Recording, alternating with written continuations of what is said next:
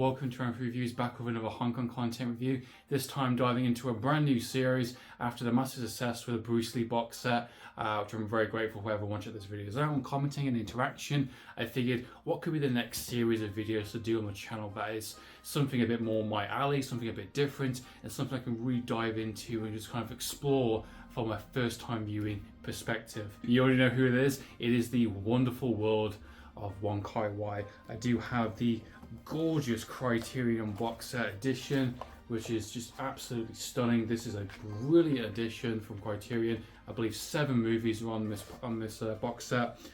This is just a really elaborate kind of all-out folded. Just got some really gorgeous kind of artwork and kind of going into some of the still shots and the cinematography of the actual world of Wong Kar-Wai. You've got this edition here, which is so unique and so fascinating to kind of reveal, as you can see there. There you go. The shot actually from Tears Go By, which I'll be reviewing today. There you go. Show you a bit of artwork there. So I'm going to be diving into not only the world of Wong Kar-Wai on the Criterion box set, but also we'll be talking about his other movies on separate releases, Ashes of Time, The Grand Master, and My Blueberry Nights, which is the first American film that he did. So it's a lot of movies to check out. It's about 10 movies on Wong Kar-Wai. Join me on my journey for a first time viewing of As Tears Go By.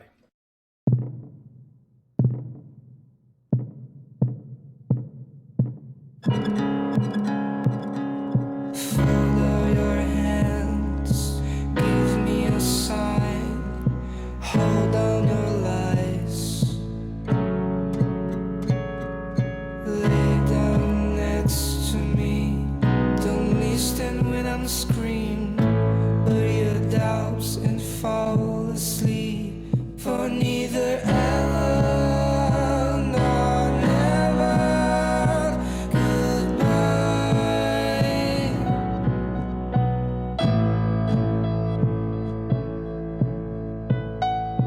Goodbye.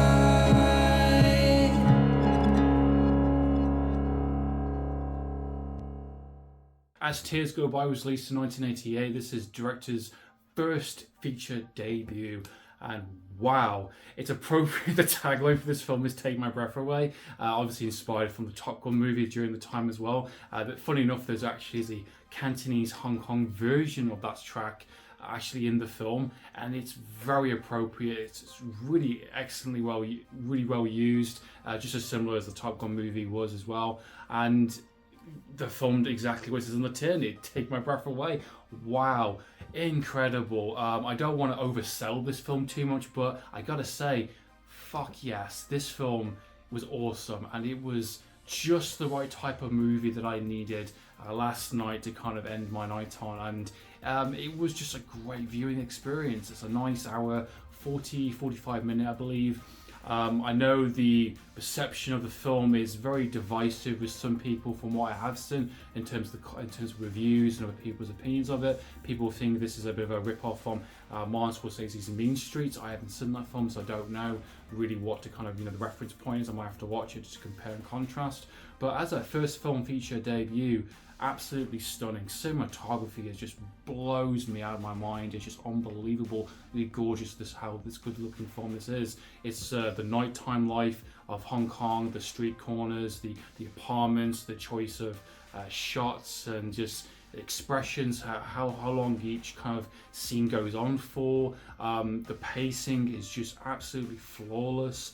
The film never gets boring, it never gets dull. It's appropriate amount of character development been given as the film goes along, with plenty of foreshadowing. The film essentially is about gangster life and how that works within modern day kind of, living in a sense. How do you operate? I am a gangster, I'm a debt collector character. How do I operate my day-to-day kind of, relationships or kind of friendships or brothers and things like that kind of thing? What is my moral kind of compass? What are my loyalties? Is my loyalties to someone who I am sleeping with and who I want to fall in love with and go away with, or is my loyalties to my gang or to my brotherhood in arms who is struggling, who is making the wrong decisions, who I've incorporated into my world, but he is trying to still prove himself, but he keeps on making the same mistakes. And it is that kind of moral dilemma questioning in the film that is very, very interesting, and it's explored so well. And obviously it's got some very morally grey kind of subject matters in it, especially as well. The main character of the film is Andy Lau, who is from the Infernal Affairs series, who I've recently watched within Gods of Gamblers. Great to see another great performance from him, and it's good to see a good range of performances. I've seen quite a few of his movies now. Running Out of Time, Johnny Toe as well. Definitely a really good established actor and director who's done a really good job over the years of Hong Kong movies that I have watched, and this is definitely one of my favourite performances. Essentially, he's kind of a low-level kind of debt collector gangster character that basically just works for a Godfather mobster character, and he's just kind of doing his day-to-day kind of business in a sense. He's very honest, he's very blunt and straightforward about who he is. He's loyal to his cause, he's loyal to his friends, he's loyal to his brother called Fly, played by Jackie Chung in the film, who has gone on to do some really fantastic stuff like Bullet in the Head, and done quite a few movies also with our third main character, which is Maggie Chung, which is just sensational.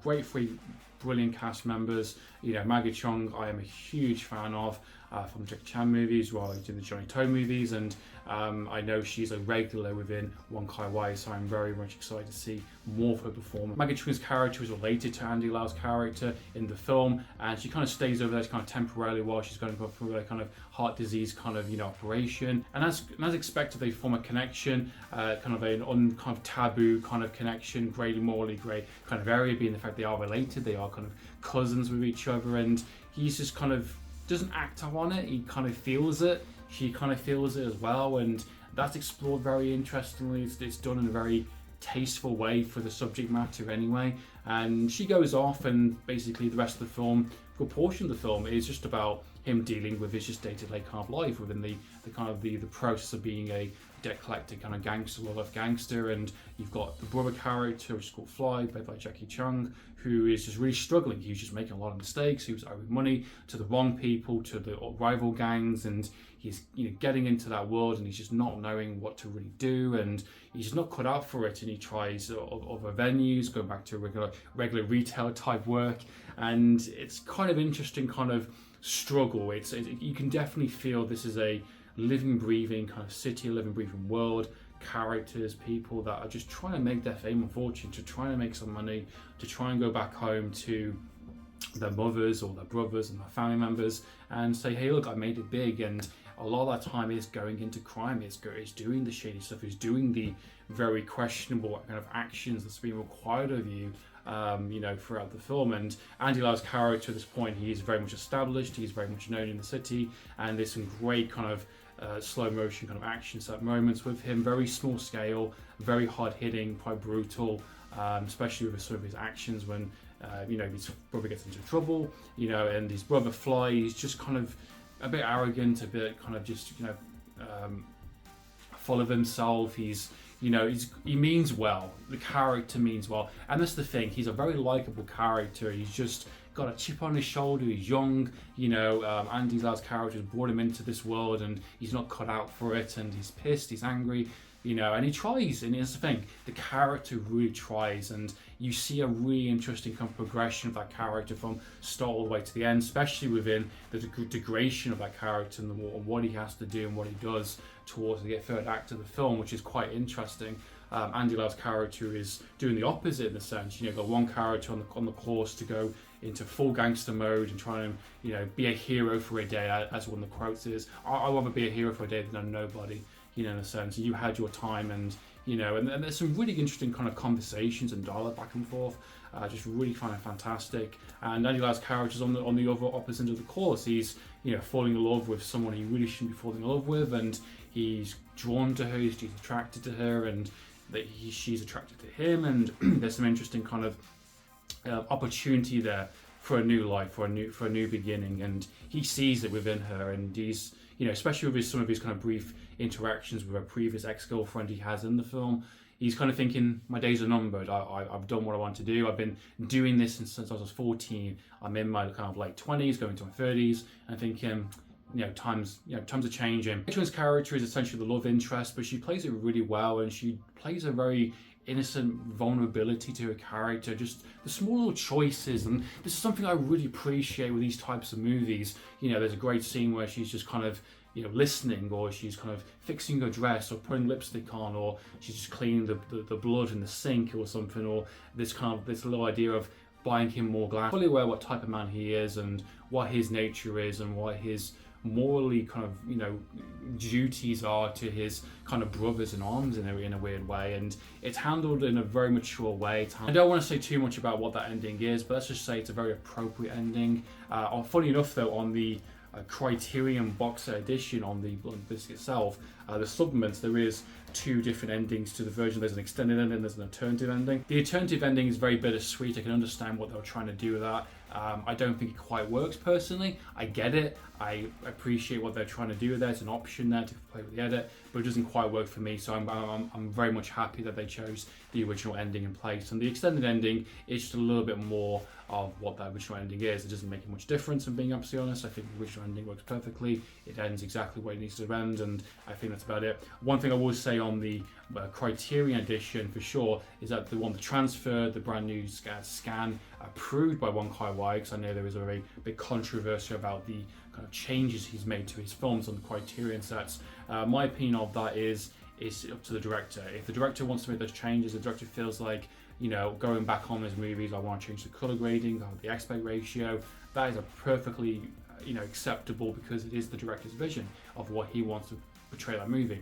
Now, however, there are DVDs, there are other Blu-rays, there are new 4K editions coming out from, you know, Germany and other parts of the country, which probably do have that original version in a different kind of format, in the original format that was presented in cinemas. You know, and I think that there is options there to explore that. Unfortunately, if you don't want these versions of the films, then you're going to have to find it elsewhere. And the new transfer on the edition is absolutely gorgeous, absolutely phenomenal. The film has never looked better, I guarantee it. I've never seen it before. This is my first time viewing, but this film looks astonishing. It looks really... So overall, my first time viewing experience for As Tears Go By, just fantastic. I gotta say, I'm just really blown away by how good the film is. For a first feature debut, he really kind of goes above and beyond what's expected from my first feature debut. There's so many choices made, there's so much energy and kind of emotionally charged how this film is. Performances are just really top notch from all three of the initial cast and the villain characters and all the supporting characters.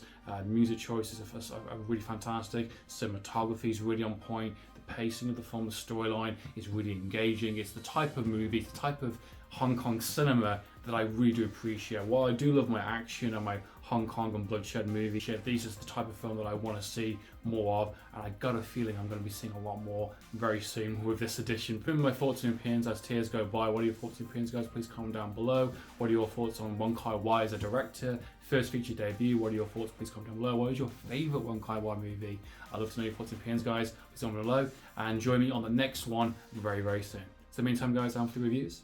Signing out.